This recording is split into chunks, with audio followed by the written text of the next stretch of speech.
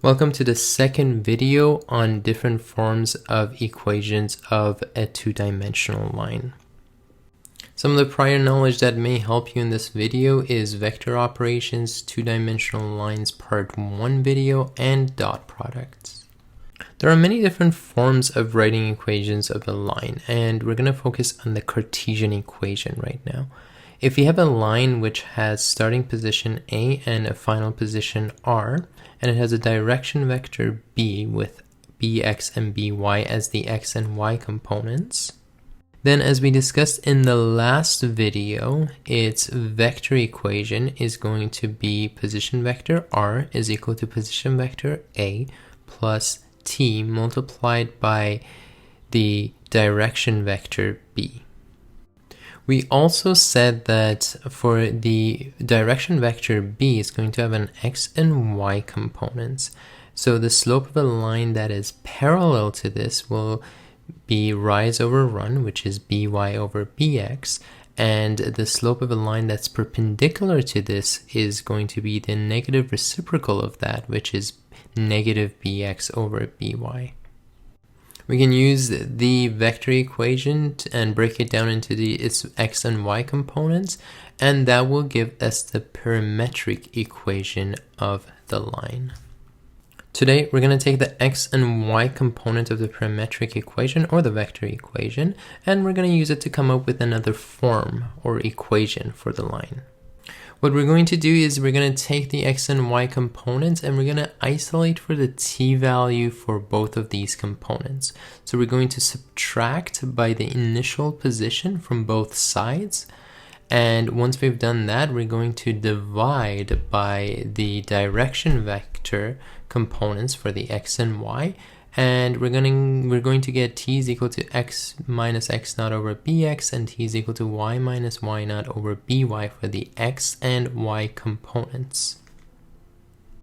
Now t is a parameter and it doesn't actually have x and y components. It's the same value for both of the components. So we can write that t is equal to x minus x naught over bx, and it's also equal to y minus y naught over by. And this is what we call the Cartesian form or Cartesian equation of a line, and sometimes we call this symmetric equation as well. For example, if you had a vector equation, then you can either go from here and turn it into Cartesian form, or you can change it into parametric equation. Its parametric equation is going to be 3 plus negative 2t, and the y component is going to be 4 plus 4 times t. To rearrange for t, we get x minus 3 divided by negative 2 and y minus 4 divided by 4. We don't always love having a negative on the denominator, so sometimes we would multiply that negative out to the numerator. In this case, negative times x is negative x, and negative times negative 3 is positive 3, making this t is equal to 3 minus x over 2, and that's equal to y minus 4 divided by 4. The x and y components of the direction vector can be taken by the denominator whenever we have x minus or plus something and y minus or plus something. So the first equation that we have, not the reformatted one. So in this case, bx is equal to negative 2 and by is equal to 4. And that means that the slope of a line that's parallel to this line is 4 over negative 2, and the slope of a line that's perpendicular to it is the negative reciprocal of that, which is 1 over 2.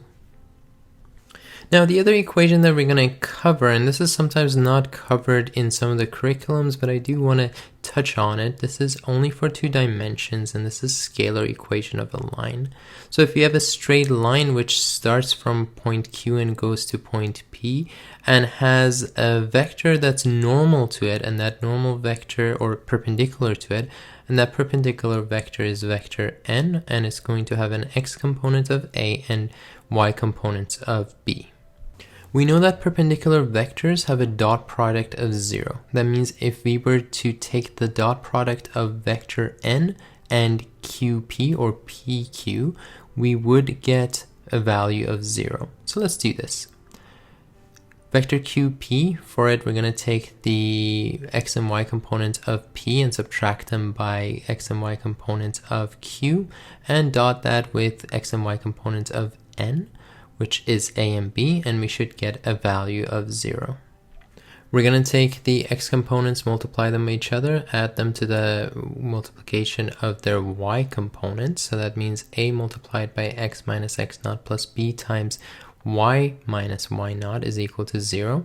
We're going to expand the brackets. We're going to get ax minus ax naught plus by minus by naught is equal to 0. We're going to have ax plus by plus some c value is equal to 0, where c is going to equal to negative ax naught minus by naught.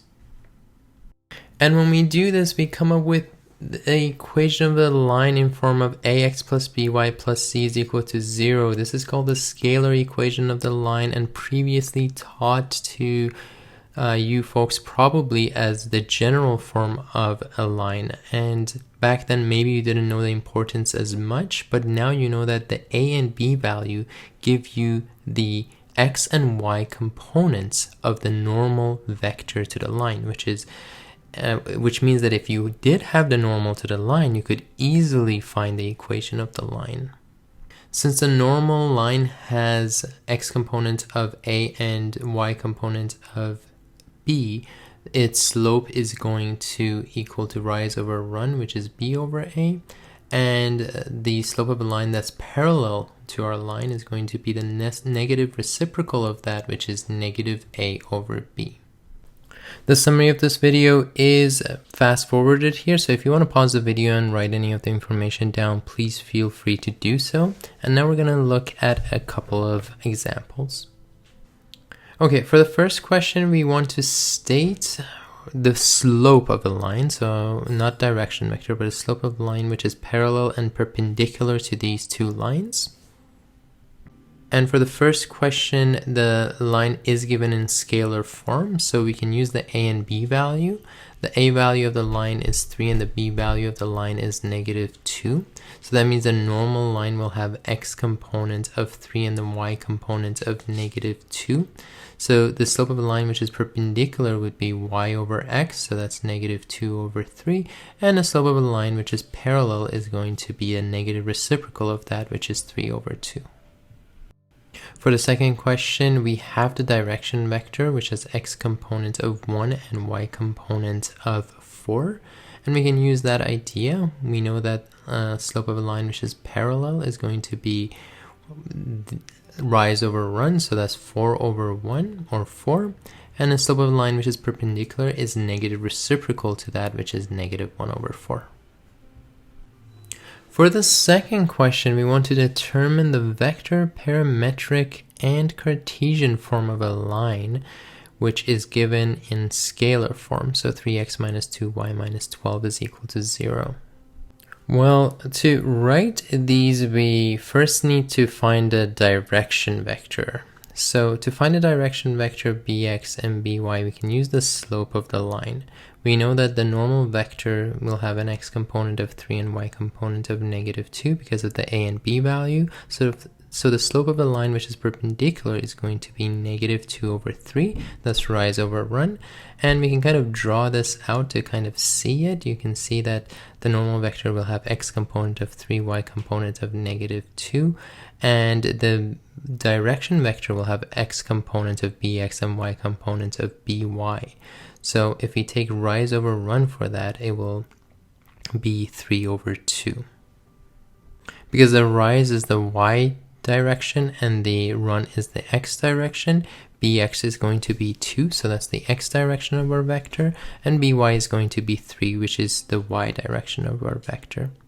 Now to find a point on a line, we can just set x to be any value and calculate what the y value of the line will be. So the easiest x value to choose is 0. We could also choose a y value and find x. We can use y is equal to 0. In this case, x is equal to 0 will give us y value of negative 6, and that means point 0, negative 6 lies on the line.